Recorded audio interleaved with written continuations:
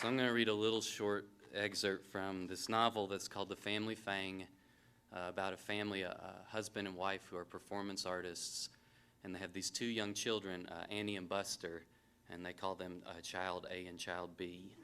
And they do these chaotic public performances on unsuspecting people, and they force their children to be the center of that chaos. They kind of push them into these roles, and so the book switches back and forth between when the children are adults and then flashes back to the performances. And this is a performance of that's the children's. It's each flashback is like an artist title. This one's called More Woe, 1995. Artists Caleb and Camille Fang. On the opening night of the Hazard County High School production of William Shakespeare's Romeo and Juliet, Buster was going to play Romeo. His sister, Annie, was to play Juliet. Other than Buster, no one backstage seemed to understand that this was a problem.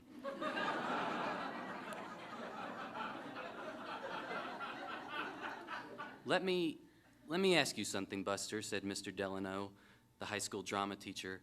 Have you heard of the phrase, "the show must go on"? Buster nodded. Well, Mr. Delano continued, this is the kind of moment for which that phrase was coined. The original Romeo, Kobe Reed, had driven his car into a tree only a few hours earlier, though no one was sure if it was on purpose or not, and no one seemed interested in knowing for certain. Since Kobe was not dead, but merely in the hospital with a broken collarbone and a collapsed lung and spectacular damage to his wonderful smile, the cast and crew decided that the show need not be canceled, but rather recast. That Buster, the stage manager, had memorized every line of the entire play seemed to make the decision fairly obvious. That his sister, 2 years his senior, and in her final performance as a high school student, would be playing the role of Juliet was seen only as a minor inconvenience. I'm an actor, Buster, his sister said to him when he went to her dressing room. She stared at her reflection in the mirror and carefully brushed her hair, dyed from its normal golden blonde to a deep brown. She looked to Buster as if she had been drugged or hypnotized. I won't be kissing you, she continued. I'll be kissing Romeo, my one true love. Buster spoke slowly as if to a small child. Yes, but I guess the point I'm trying to make is that while you're kissing Romeo, you'll also be kissing me. Annie nodded, bored with the conversation. And Buster continued, dumbfounded that he was forced to elaborate. You see, I'm your brother.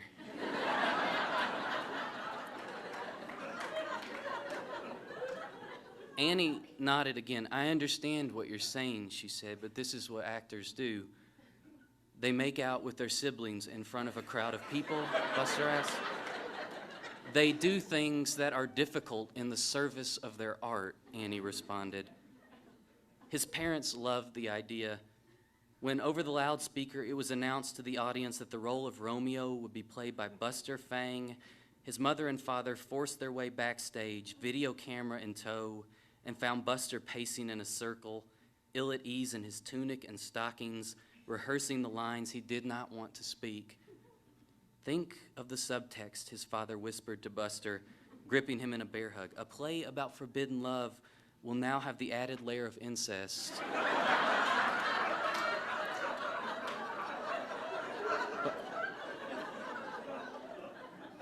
Buster's mother nodded. It's pretty brilliant, she said. Buster told them that no one cared about the subtext. Mr. Delano is just desperate for someone who knows all of Romeo's lines, he said. His father seemed to consider this statement for a few seconds. Hell, he replied, I know all of Romeo's lines. Jesus, Dad, Buster said, no one's going to ask you to play Romeo. Mr. Fang held up his hands in surrender. Well, I wasn't suggesting that. He turned to his wife and said, can you imagine, though? That would really be incredible. Mrs. Fang again nodded. It would be pretty incredible, she said. I need to prepare, Buster said, closing his eyes and hoping that when he reopened them, his parents would be gone. Buster kept his eyes closed and began to spin in a tight, controlled circle as if he was trying to fly away from the auditorium. When he opened his eyes, his parents were gone, and Mr. Delano, his sister, and the school principal, Mr. Guess, were standing in front of him. This is a problem, Mr. Guess said. What is? Buster asked. This, Mr. Guess answered, pointing at Buster with one hand and Annie with the other before bringing both of his hands together, fingers interlocked. Buster knows all of Romeo's lines, Mr. Delano said. Is the day so young? Buster said, and attempted to smile as if trying to sell a defective product to a suddenly wise customer. Mr. Delano, Mr. Guest continued, ignoring Buster, are you familiar with the plot of this play? I am, Joe, very much so. Then you know that Romeo falls in love with Juliet, they kiss, they get married, they have sex, and then they kill themselves. Well, that's a rather cursory. Romeo and Juliet kiss, correct? They do kiss. Mr. Delano, Mr. Guest continued, are you aware of the fact that Buster and Annie are brother and sister? Buster knows the lines, Joe. Without him, we don't have a play. Oh, I am fortune's fool, Buster said. This is what's going to happen, Mr. Delano, Mr. Guest said. We'll do this play. But in those moments when Romeo and Juliet are to undertake any kind of romantic interaction, these two kids need to scale back the romance. Instead of a kiss, they'll shake hands or hug or something of that nature. That's ridiculous, Annie said. That's the deal, Mrs. Fang. It's stupid. Henceforth, I never will be Romeo, Buster said, and Annie slapped his shoulder. We'll make it work, Joe, Mr. Delano said. I never cared for tragedies, Mr. Guest remarked. Give me a comedy of errors or a historical play. As Mr. Guest walked away, Annie bit her thumb at the principal. Keeping a safe distance from his sister backstage, Buster watched the brawl erupt between the two households, both alike in dignity. The swordplay was clumsy. The nerves of opening night, the entire cast still unsure of how the interaction between Annie and Buster would play out. Buster could see his parents in the audience, his father standing in the aisle, camera fixed on the action, nothing worthwhile if not recorded. In fact, the play now had the feeling of a Fang event, the threat of upheaval. Buster and Annie, the harbingers of some great disturbance. And as with those performances, Buster slowly felt the familiar sensation of giving in to the possibility that everything would soon be changed and not for the better. He had chosen the position of stage manager for the express purpose of staying out of the spotlight. He could supervise and coordinate, place his hands on every aspect of the performance without anyone in the audience knowing he was there. And now, thanks to Kobe Reed's misplayed suicide attempt, he was Romeo, the idiot boy of Verona, so desperate for sex that he'd leave dead bodies in his wake. Wearing an itchy, air-reducing mask, a ferocious tiger, Buster held his sister's hand and asked, in a way he could not imagine ever being successful, if he could kiss it. Annie, thank God, rebuffed him. Buster, oh God, no, then asked if he could kiss her lips. As he looked at his sister, he noticed the smirk on her face, the playfulness of this exchange. She was flirting with him, and he, because William goddamn Shakespeare decreed it, would give in to her. Then move not while my prayers effect I take, Buster said, and leaning forward made to kiss his sister. Then, inches from her mouth, he loudly smacked his lips, kissing the air, and pulled away from Annie, the threat avoided, the audience tittering but not outraged. Annie scowled at him and then smiled, saying, Shakespeare on her side, then have my lips the sin that they have took. Buster, no other choice, said his line, give me my sin again. And as Annie quickly leaned forward to deliver the kiss, Buster moved slightly to the left and again kissed the air, wet and loud. The audience began to laugh outright. Annie stared at Buster without emotion, though her hands were balled into tight, damage-seeking fists, and said flatly, "You kiss by the book."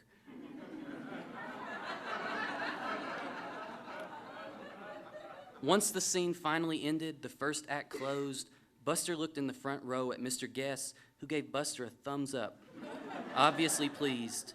Tragedy in Buster's hands had become comedy. As the curtain fell, obscuring the stage, Annie punched Buster in the face, a looping overhand right that sent Buster crashing to the ground. "You are ruining this for me," Annie said. "This is my last high school play, and people are laughing at us because of you." "Mr. Guest said no kissing," Buster reminded her. "Who gives a shit?" Annie yelled. "This is Romeo and Juliet. We're Romeo and Juliet. We're gonna kiss." "No, we aren't," Buster said. "Buster," Annie continued, her voice breaking, "please, just do this for me." "I can't do it," Buster said. "A plague on your house," Annie said, and stomped away from him. "Your house is my house," Buster said. But she was already out of earshot. "Oh, Romeo, Romeo, wherefore art thou Romeo?" Annie asked. Beneath the balcony in shadow, Buster had no answer for her. Just before the end of Act 2, Buster stood next to Jimmy Patrick, rotund and balding at age 16, a perfect fit for Friar Lawrence, as the friar counseled him that violent delights have violent ends, and that the sweetest honey is loathsome in its own deliciousness, and finally, understandably, that Buster should love moderately. The advice given, Annie walked on stage, so light of foot, and took Buster's hands in her own, gripping them tightly, squeezing the feeling out of them. Annie greeted Jimmy, who then said, "Romeo shall thank thee, daughter, for us both."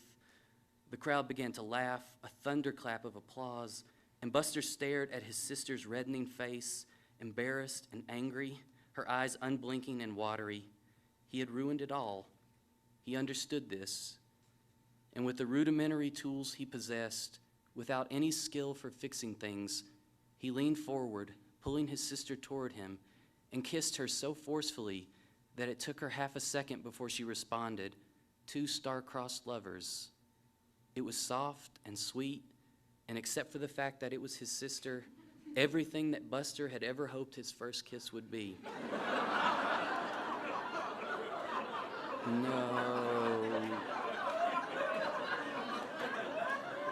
No, no, no, no, no, no, no, no, no, no, no, Mr. Guest screamed, jumping out of his seat, awkwardly climbing onto the stage. The audience began to boo and cheer in equal measure. Buster wasn't sure if it was directed at the kiss or their principal, who was now pulling the Fangs apart, pushing them to opposite sides of the stage, grunting obscenities. Annie looked over at Buster and smiled. Buster only shrugged, and then the curtain fell, not to rise again this night. And thus ended the story, though somewhat premature, of Juliet and her Romeo. More woe, of course, would follow. 6 months later, at the Museum of Contemporary Art in Chicago, Buster and Annie sat at an otherwise empty table and finished the glasses of wine left by people old enough to be nonplussed by free alcohol. Their parents were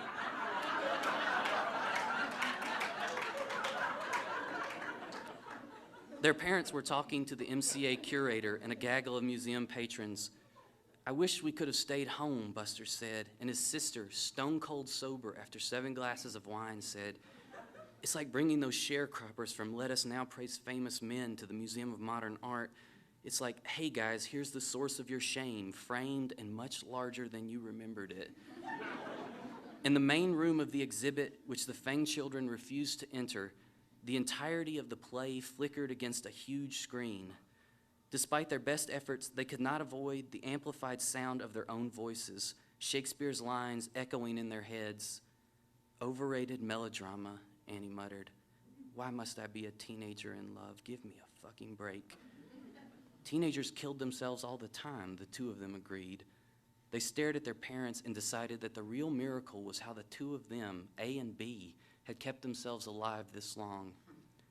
Mr. Delano, drunk and happy, suddenly appeared at their table and fell into an adjacent seat. "Children," he shouted, and then began to snicker. Annie and Buster had not seen Mr. Delano since the night of the performance. He had been fired as soon as the curtain fell, and he emptied his apartment and left town before the end of the next day.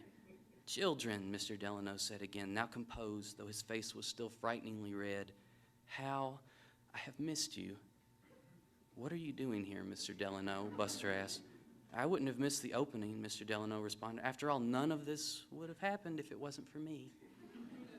Annie took the glass of wine out of Mr. Delano's hand and replaced it with an empty one. She pushed a plate of shrimp toast in front of him, but he seemed not to notice. Mr. Delano, Buster asked, what are you doing here? Your parents invited me, Mr. Delano said. They said it was the least they could do after I got fired for putting on such a forward-thinking production. I'm sorry you lost your job, Annie told him. That wasn't right. I knew what I was getting into, my dear, Mr. Delano said. I told your parents many times when we were preparing this whole thing that only difficult art is worthwhile, something that leaves behind scorched earth after it takes off. Annie and Buster felt their bodies levitate, a sickness entering their systems. What? Annie asked. What? Mr. Delano asked. What do you mean, Annie said, when you were preparing this whole thing? Mr. Delano tilted his empty glass to his lips, his face suddenly ashen. Your parents didn't tell you, Mr. Delano asked. Buster and Annie shook their heads. This, Mr. Delano said, gesturing toward the room filled to overflowing with the Fang's latest piece, was all planned well in advance. Your parents approached me when Annie was selected to play Juliet. I love the idea. You may not believe it, but when I was a young man in New York, I was at the forefront of the avant-garde movement in American theater. I got arrested for eating broken glass and spitting blood into the audience during an off-Broadway performance of A Streetcar Named Desire. Your parents are geniuses. I was happy to help. What about Kobe Reed? Buster asked. How did you know he'd drop out of the performance? Your parents took care of him, Mr. Delano said. Annie and Buster made simultaneous faces of shock, and Mr. Delano corrected himself. No, goodness no. They paid Kobe $500 to drop out of the play. He simply wouldn't show up on opening night. The car crash was his own bad luck. They did all this to us, Annie said, for art. For art, Mr. Delano shouted, raising his empty glass over his head. They used us, Buster said. No, Buster, that's unfair. Your parents withheld certain information in order to get the best performance possible from you. Think of your parents as directors. They control the circumstances and make all the independent pieces come together to create something beautiful that would otherwise not exist. They directed you so skillfully that you didn't even know they were doing it. Fuck you, Mr. Delano, Annie said. Children, Mr. Delano cried. No, fuck you, Mr. Delano, Buster said. Annie and Buster, still holding wine glasses, unable to put them down, left their former drama teacher and walked into the crowd of people that surrounded their parents, pushing their way to the center. A and B, Mr. Fang said when he noticed the children, the stars of the evening. Buster and Annie, knowing each other's desires without having to speak, slammed the wine glasses against their parents' heads, shards falling to the floor, their parents' mouths gaping perfect O's of confusion. We've always done whatever you asked us to do, Annie said. We did what you said, and we never asked why. We just did it for you. If you told us what was happening, Buster continued, we still would have done it. We're finished with you, Annie said, and the Fang children walked softly into the main exhibit room as the shocked audience, unclear as to whether this was some sort of artistic performance or simple assault, made way with haste. Their hands dripping blood, their own and their parents', granules of glass under their skin, Annie and Buster watched themselves on the screen, two children so unwilling to follow their parents' decree that they would rather end it all as spectacularly as their limited means would allow. Thanks.